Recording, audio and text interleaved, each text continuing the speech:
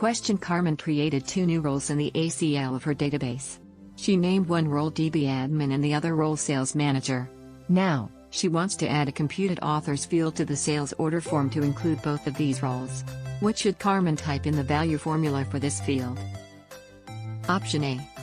DB admin, sales manager. Option B.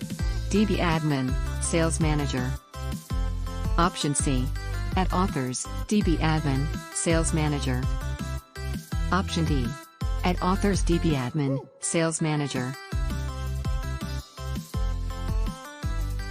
The correct answer is option A.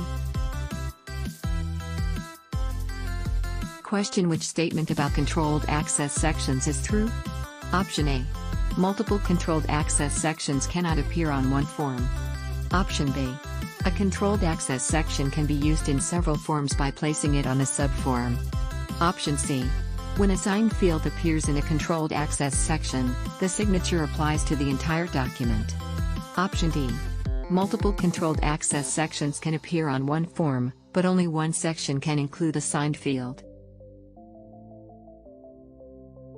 The correct answer is option B.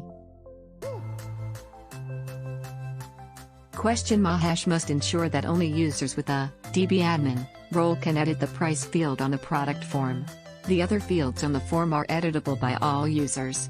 How can Mahesh restrict who can edit the price field? Option A. Add a computed authors field to the product form. For the field value, type :@ if at this name equals price DB admin. Option B. Place the price field in a computed subform. Option C. On the Security tab at the Field Properties, select the DB admin role in the Edit Enabled option. Option D. Add an Input Enabled formula to the price field. Use this formula: at as member administrator, at user roles. The correct answer is option D. Question: Andre is using mail encryption on documents that are being routed to other members of his team. Which key is used to decrypt the documents? Option A. Andre's private key. Option B.